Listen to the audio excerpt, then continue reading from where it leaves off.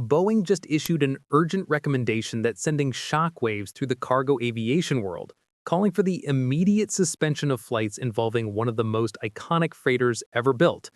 But here's the twist. This aircraft hasn't been in production for over 2 decades.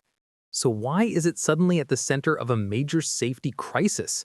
The aircraft we're talking about is the McDonnell Douglas MD-11, a wide-bodied trijet that became a cargo workhorse in the 1990s and early 2000s. With its distinctive third engine mounted in the tail, the MD-11 was designed to compete with Boeing's 777 and offered impressive range and payload capacity.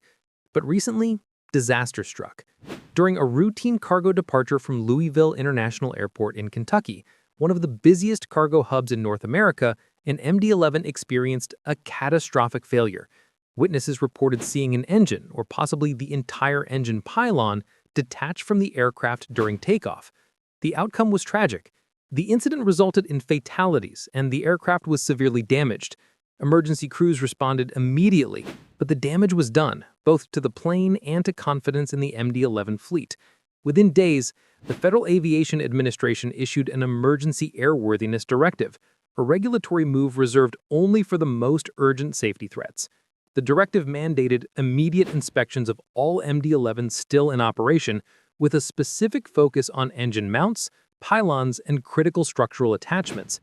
Now, to understand why this is such a big deal, we need to look at the current state of the MD-11 fleet. Production ended in 2001 after Boeing acquired McDonnell Douglas.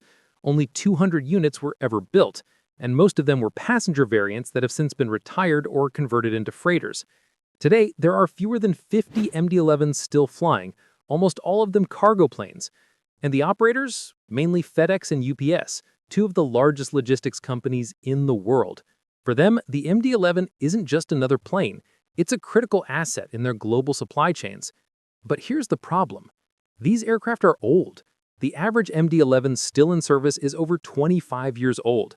Some have been flying for more than 30 years, and while they've been maintained according to strict standards, age brings inevitable risks: metal fatigue, stress fractures, corrosion in hard-to-reach areas. The engine pylons in particular are under constant stress. They support engines weighing several tons, endure extreme vibrations, temperature fluctuations, and aerodynamic forces. Over thousands of flight cycles, microscopic cracks can form, and if left undetected, they can lead to catastrophic failures, exactly like what happened in Louisville. Interestingly, both FedEx and UPS had been betting on the MD-11 for the long haul. In fact, before this incident, both companies were in advanced stages of planning major overhaul programs designed to extend the operational life of their MD-11 fleets all the way to 2035. These weren't minor upgrades. We're talking about comprehensive structural reinforcements, avionics modernization, engine enhancements, and even modifications to improve fuel efficiency and reduce emissions. The goal was to squeeze another decade, or more, out of these aging jets, delaying the need for expensive fleet replacements. And it made financial sense. Replacing an MD-11 with a modern freighter like the Boeing 777F or 767F costs tens of millions of dollars per aircraft. Multiply that by dozens of planes, and you're looking at a multi-billion-dollar investment. So extending the MD-11's life was an attractive option, until now. Because after this accident and the FAA's emergency directive, those plans are suddenly in jeopardy. If inspections reveal widespread structural issues across the fleet, the cost and complexity of keeping these planes airworthy could become prohibitive. And if safety concerns persist, regulators may impose flight restrictions or even mandate early retirements. So what does this mean for the cargo aviation industry? First, there's the immediate operational impact. Grounding even a portion of the MD-11 fleet disrupts cargo operations at a time when air freight is still rebounding.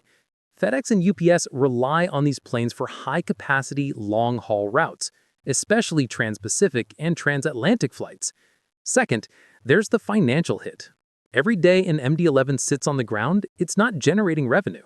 And if operators are forced to accelerate fleet replacement plans, that means billions in unplanned capital expenditures.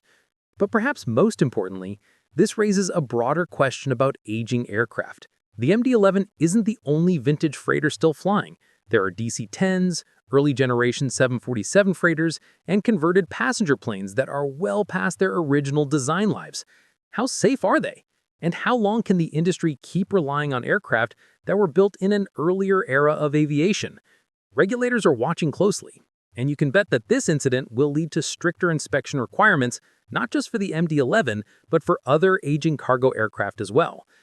The MD-11 has had an incredible run. For decades, it's been a reliable workhorse, moving goods across continents, connecting economies, supporting industries. But every aircraft has a lifespan, and the question now is whether the MD-11 has reached the end of its operational viability. Will FedEx and UPS be able to salvage their modernization plans, or is this the beginning of a forced accelerated retirement for one of aviation's most recognizable cargo jets? One thing is certain, the outcome of these inspections will shape the future of cargo aviation for years to come. So what do you think? Should aging freighters like the MD-11 be retired sooner, or can they still serve safely with the right investments? Drop your thoughts in the comments. We'd love to hear from you. And if you want to stay updated on this story and other major aviation news, make sure to subscribe and hit the notification bell. Thanks for watching Plane News. We'll see you in the next one.